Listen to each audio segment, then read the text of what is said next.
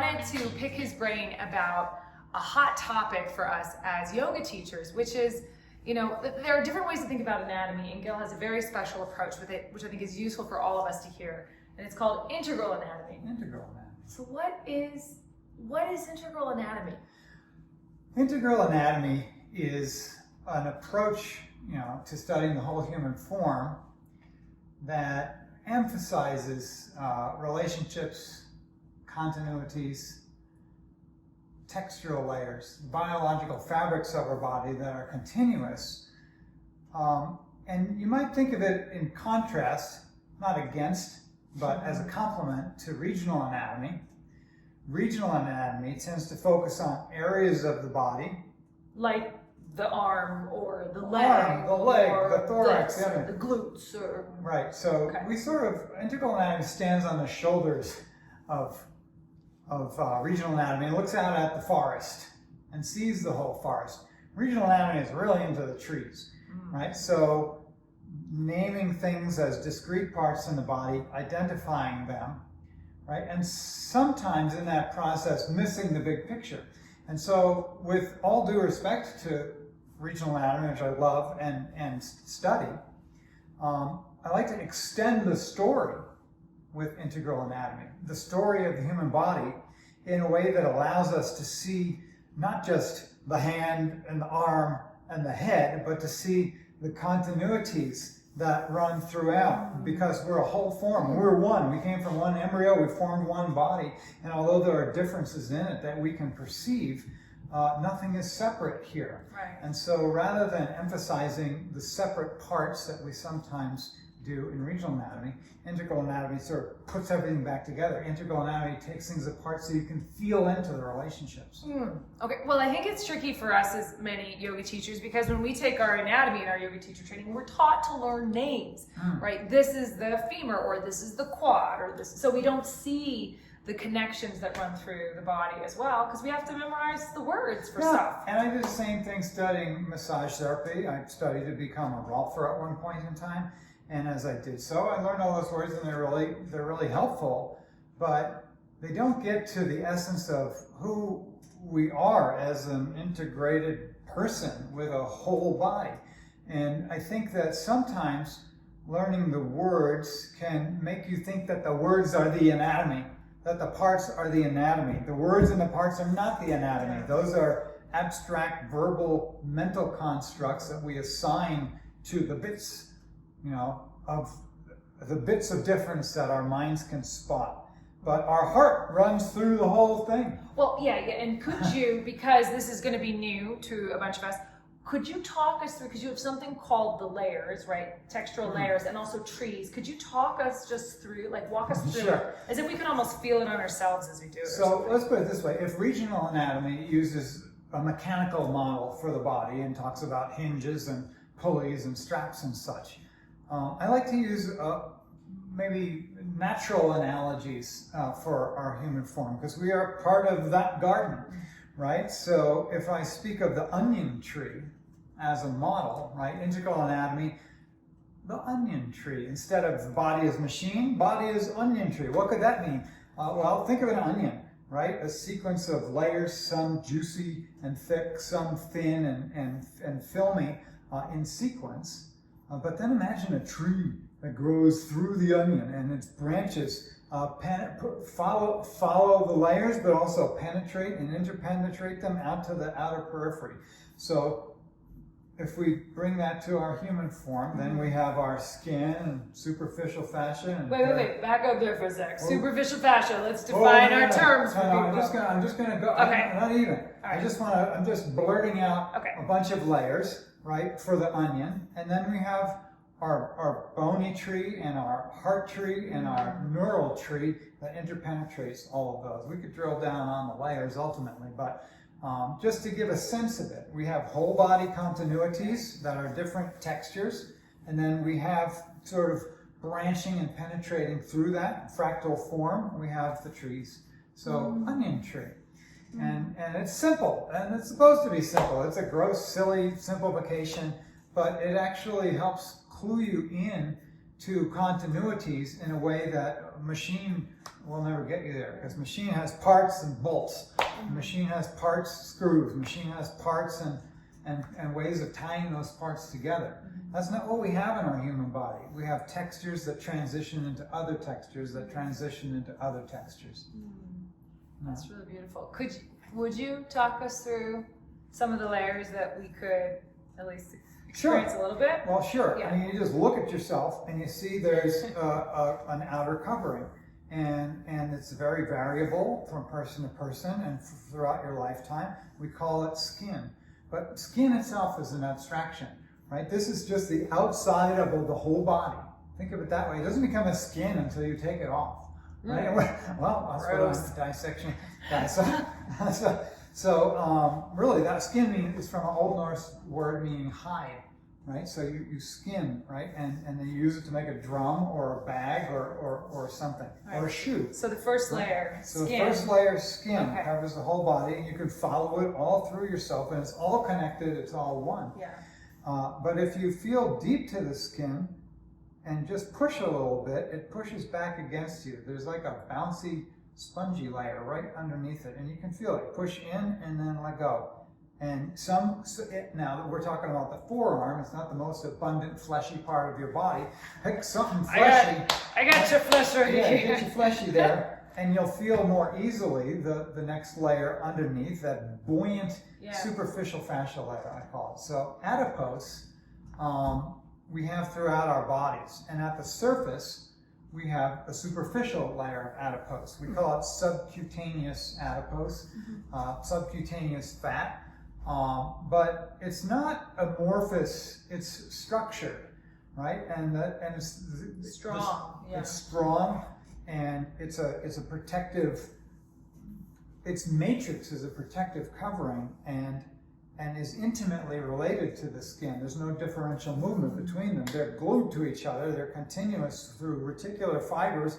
So your skin and your superficial fascia move together. Right, so when I do this and I feel this moving, I'm moving my skin and my superficial fascia, which I could grab here. You grab them both. You grab it and they move together, so they're connected intimately. That's right, and you can't get them apart. They don't come apart. So depending upon where you grab, if you grab down here, I get a whole bunch more. Grab a bunch. Grab a bunch here, pinch an inch, or pinch a pound, 2 pounds.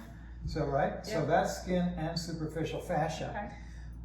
And the reason it can pull up like that at all is because the relationship of the superficial fascia, that fatty layer, to what's immediately beneath it is more loose, like a kitty cat picked up by the mama, right? So the mama cat picks up the kitten by the scruff of its neck, and the whole kitten is like, right? Like her bunnies. Yeah, and if you've got Ehlers-Danlos syndrome, similarly, you'll have very loose skin and you can pick it up like a kitten. But it's true for all of us that we have some give here, and that's because the layer that I call perifascia is immediately beneath the fatty layer. It's not a fatty layer. So what is perifascia? It's a membranous layer. It's a slippery, wet, translucent, membranous layer that lives underneath the superficial fascia. Sometimes it sticks. We don't have it here, palm of our hands, soles of our feet, right? You don't, it's not so givey there, because otherwise you'd be walking on banana peels, right? You wouldn't be able to hold yourself up. So we have areas of our body that grip and areas of our body that slip. Right. Okay? So the slip is a function of the underlying perifascia, which is a wet, slippery, translucent, mucoidal membrane, basically, that doesn't merely underlay the superficial fascia, but that penetrates the whole body. Imagine all the pieces were dipped like in a liquid that stayed there, but it's a fibrous liquid. Yeah, well, that makes sense if I think of two things, like, think of two, I don't know, pieces of wood, or I don't know, the wood's a bad example. Wood's a good example. Is it? I'm just thinking of two solid things touching each other, and there's friction, they don't move, but then you put oil between them or some kind of liquid that allows those things then to move differently, and this differential movement. Yeah, so a tree, it's a weird example because a tree, we don't think of the bark doesn't slip along the trunk. Like ours does. Our bark slips on the trunk because we have differential movement between our layers. And it's not because there's a space between them, it's because there's a type of fascia between them. A type of connection that permits that. A type of connection that's distensible. Okay. Right? So that's perifascia, and then embedded in perifascia, because it's above it and below it, we have the deep fascia. So if we're feeling here, again, back to our palpation session, we feel our skin, that's easy. We feel the buoyancy of the fatty layer, that's easy. We grab them both and move back and forth, and we're slipping along the perifascia. Yeah. Now, if you press through the fatty layer, right, through the skin, through the fatty layer, through the perifascia, you'll feel that there's like a coating, like a denser coating. So not over muscle. Your muscle not it's muscle, over the muscle. Over the muscle, there's a fibrous wrap. Okay. And the fibrous wrap, we'll call that dense regular fibrous fascia, for short, deep fascia. Right? So superficial fascia, fatty layer, perifascia, slippery layer, dense fascia surrounding the muscles, deep fascia. So now I know that it varies wildly through the body, but deep fascia, this would be, when we think of the IT band, for example, or something like that, this would be the deep fascia, and the thing that wraps the muscles and makes the compartments for the muscles and kind of creates all the discrete, like the structure, septa, right? Mm-hmm. The septa of the muscle. So this is the deep fascia. Yeah, and the deep fascia both wraps and invests muscle all the way down to the bone. And then the bone, again, is wrapped in the periosteum. So these wrappings continue. Our skin is only at the surface. This texture we only find at the surface. The deep fascia we find surrounding the muscles, deep to the muscles, creating septa on their way to the bone. I like to call it exoskeleton because of its relationship to the bone. That's a little different than some of the other tissues. It's a little more structurally stable than the skin, superficial fascia, perifascia. The deep fascia anchors across the joints, right? It becomes part of a fascial system that includes our ligaments and tendons. So we start to extend the system that goes throughout the whole form. So the deep fascia, I like to think, is a relatively stabilizing element. So that's three textures right there, fascia-wise, right? Superficial fascia, which is bouncy, spongy, fluidy. Hyperhydrated perifascia, which is very slippery, not as buoyant as the superficial fascia, and then the more dense, regular deep fascia. Yeah. Wow, and then through all of that, we have the trees, which is the brain tree, the heart tree, the bone tree.